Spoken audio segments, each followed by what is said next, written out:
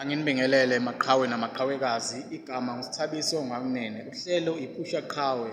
Bafowethu, ngithanda ukudlulisela umyalezo kunina nonke enisafisa ukuba sendimeni yezokulingisa noma endimeni kaqeda isizungu. Bafowethu, ngithi lapha kunina ngicela ukuthi into yokuqala ubambe lokhu ukuthi uma ngabe uyi-actor noma uthanda i-acting, into yokuqala kumele uyenze, kumele uyithande i-acting khona izokusebenzela, ngoba uma ungayithandi ungashayeka ugcine ugive up.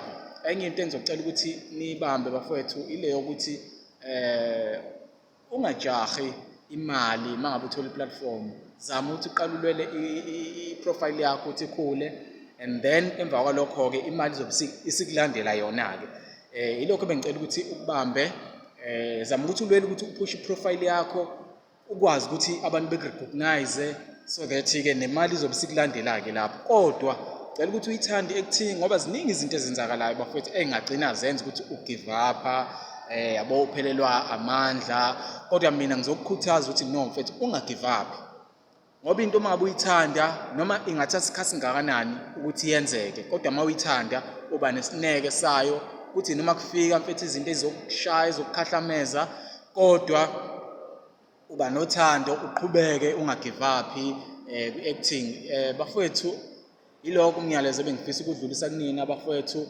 Niphushe njalo bafowethu ngaso sonke isikhathi, niyisondeze futhi kubantu abenza i-acting noma abantu abakhuluma ulimi olufana nolwenu lolwe-acting. Ningahlali nabantu abakhuluma izinto ezinegative, ngoba ungagcina ngempela ungafinyelelanga ekuthenini ube yi-actor elangempela bafowethu. Ngaso sonke isikhathi uma ubuka i-show noma ngabe yiphi i-show nje, ngicela ukuthi ungagcini ngokubuka kodwa uyibuke ngeso lokuba yi-actor.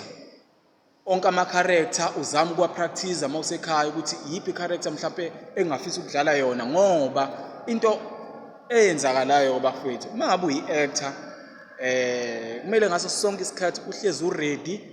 Ayikho i-character ongamele uthi cha angikwazi ukuyidlala, ngoba ithuba uma selivelile lisuke selivelile, yabo, kumele ulisebenzise ngendlela okuyiyona yona. So ilo myalezo bengifisa ukuthi udlulise okwamanje bafowethu. Bengicela ukuthi ni-subscribe i-channel yami ka-YouTube bafowethu. Ngaso sonke isikhathi ngizohleze ngikunikeza amathiphu nendlela okuyiyona yona ekuyiyona e-right bafowethu. Asiphinde sibonane ngokuzayo. Ngiyabonga.